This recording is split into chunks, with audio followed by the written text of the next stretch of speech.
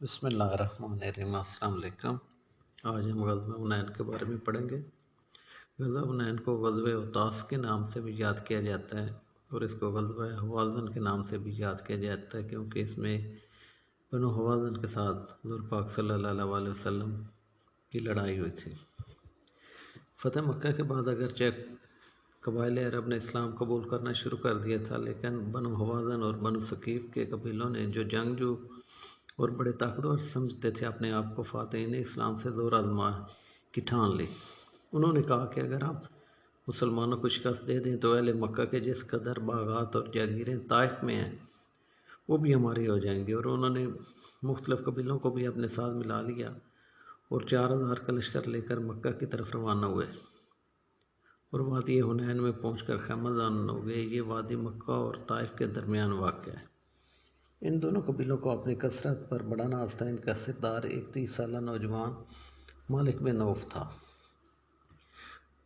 تاریخ ابن اسحاق میں ہے کہ جب بنو حوازن کو خبر ملی کہ رسول اللہ صلی اللہ علیہ وسلم نے مکہ فتح کر لیا تو مالک بن عوف نے تمام حوازن اور ثقیف کو جمع کیا، اور انہی میں بنو جشم کا عرب کا مشہور اور نامی شاہ سوار درید بن سما تھا، مگر یہ بہت بوڑھا ہو چکا تھا اور اس کی آنکھیں جواب دے چکی تھی۔ تبرکن اس کو ساز رکھتے تھے کیونکہ وہ حرب کے مواقع سے خوب واقف تھا۔ اس کی رائے بڑی زبردست ہوا کرتی تھی، اس لیے اس کے مشورہ پر عمل کرتے تھے۔ بنو ثقیف کے دونوں سردار اس کے ساتھ تھے اور خلیفہ میں سے کارب اور بنی مالک میں سے ذوالخمار بھی ان کے ساتھ تھے۔ یہ سب جب رسول اللہ صلی اللہ علیہ وسلم کے مقابلہ کے لیے چلے تو اپنے جانور، اپنی عورتیں اور اپنے بچوں کو بھی ساتھ لے لیا۔ جب یہ جماعت مقام اوطاس میں پہنچی تو وہاں کے لوگ اس سے ملنے کے لیے جمع ہوئے۔ انہی میں درید بن سما بھی تھا۔ درید نے پوچھا کہ یہ کون سی وادی ہے؟ لوگوں نے کہا کہ اوطاس۔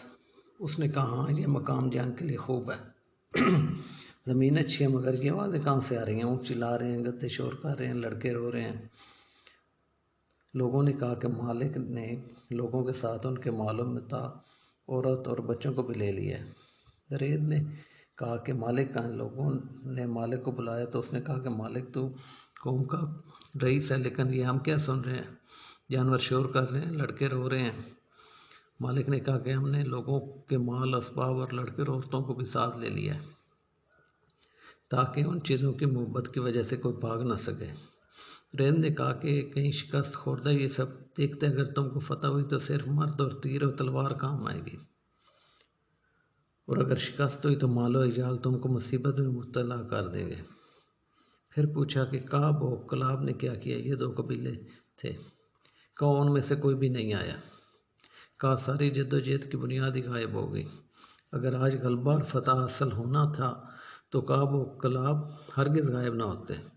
میری تو رائے ہے کہ تم سب بھی وہی کرو جو کعب و کلاب نے کیا ہے۔ اچھا، تم لوگوں کے ساتھ کون کون ہے؟ اس پر اس نے کہا کہ فلاں فلاں قبیلے جو ہے نا میرے ساتھ ہیں۔ اس پر اس نے کہا کہ اے مالک، حوازن کی جماعت کو اس نقصان میں مت ڈال، ان سب کو اپنے علاقوں کے کسی محفوظ مقام میں رکھ دے۔ اس پر اگر تمہیں فتح ہوئی تو یہ سب آ کر تو اس سے مل جائیں گے، اگر شکست ہوئی تو تم نے اپنے اہل و عیال کو بچا لیا۔ مالک نے کہا واللہ یہ نہیں ہو سکتا، تم بوڑھے ہو گئے اور تمہاری عقل بھی بوڑھی ہو گئی۔ چنانچہ اس نے دھتکار دیا اور اپنے قبیلے والوں کو جنگ کے لیے تیار کر لیا۔ جب اس گفتگو سے فارغ ہوا تو مالک نے لوگوں سے کہا کہ جب تمہاری نظر مسلمانوں پر پڑے تو سب اپنی اپنی تیاری کر لینا اور سب مل کر ایک ساتھ تیروں کے ساتھ مسلمانوں پر حملہ کر دینا۔ چنانچہ اس نے اپنی فوجوں کو مختلف جگہوں پر چھپا دیا۔ رسول اللہ صلی اللہ علیہ وسلم کو جب بنو حوازن کے ارادہ کی خبر ملی تو آپ نے ایک صحابی ابو حدرد الاسلمی کو تحقیق کے لیے بھیجا۔ انہوں نے جب آ کر اس خبر کی تصدیق کی تو حضور نے ان کے مقابلے کے لیے جانے کا ارادہ کیا۔ مسلمانوں کے پاس سامان جنگ کم تھا۔ پتہ چلا کہ مشہور قریش سردار صفوان بن امیہ کے پاس بہت زیادہ آلات حرب ہیں۔ آپ نے صفوان بن امیہ سے وہ ہتھیار طلب کیے صفوان نے کہا کہ اے محمد، کیا یہ چیزیں ہم سے زبردستی لینا چاہتے ہو؟ حضور پاک صلی اللہ علیہ وسلم نے فرمایا کہ نہیں، یہ ہم ادھار اور ضمانت کے ساتھ لیں گے اور سب چیزیں تم کو واپس کر دی جائیں گی۔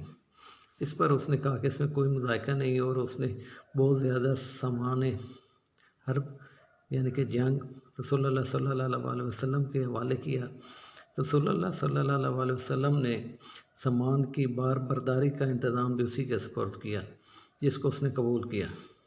اس انتظام کے بعد حضور صلی اللہ علیہ وسلم 2000 اہل مکہ اور 10,000 صحابہ جو مدینہ سے ساتھ آئے تھے اور جن کے ہاتھ پر خدا نے مکہ فتح کرایا تھا، یعنی 12,000 آدمیوں کے ساتھ روانہ ہوئے۔ جب یہ لوگ حنین کی وادی کی طرف جا رہے تھے تو ایک وادی کے اندر تیز گزر رہے تھے۔ ابتدا صبح کا وقت تھا، لیکن دشمن اس تنگ راستہ میں پہلے سے آ کر چھپا ہوا تھا اور گلیوں میں، گڑھوں میں، تنگ مقامات میں بیٹھے ہوئے تھے، جس کی مسلمانوں کو بالکل خبر نہ تھی۔ اور جب مسلمان وہاں سے گزرے، ان سب نے یکدم ان پر ایک شدت کا حملہ کر دیا۔ پھر تو یہ حال تھا کہ مسلمان جماعت پلٹی، آدمی پر آدمی اور اونٹ پر اونٹ گرنے لگا۔ رسول اللہ صلی اللہ علیہ وسلم دانے رخ پلٹے اور کہا کہ لوگوں، کہاں اور کدھر جا رہے ہو؟ میری طرف آؤ، میں خدا کا رسول ہوں، میں خدا کا پیغمبر ہوں، میں محمد بن عبداللہ ہوں۔ مگر کیفیت یہ ہوئی کہ رسول اللہ صلی اللہ علیہ وسلم کے ساتھ صرف چند مہاجر اور اہل بیت رہ گئے۔ چنانچہ حضور پاک صلی اللہ علیہ وسلم جو تھے وہ کہتے ہیں کہ انہوں نے سنا کہ جو کفار مکہ اور جو مسلم ساتھ آئے تھے، انہوں نے طعن اور شرارت کی باتیں شروع کر دی اور جو کچھ ان کے دلوں میں تھا اس کو زبان سے ظاہر کرنے لگے۔ ابو سفیان نے کہا کہ یہ بگوڑے آپ کے ساحل بحر کے اس طرف ٹھہر سکتے ہیں۔ اسی طرح کچھ لوگوں نے کہا کہ آج نبوت کا سحر ٹوٹنے والا ہے۔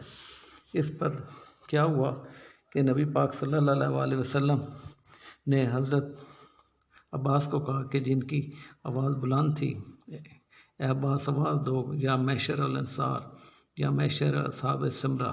سمرہ سے مراد وہ درخت ہے جس کے نیچے حدیبیہ میں اصحاب نے بیعت کی تھی۔ یہ آواز سنتے ہی ہر طرف سے لبیک لبیک کی صدا آئی اور اطراف سے لوگ آ کر وہاں جمع ہونا شروع ہو گئے۔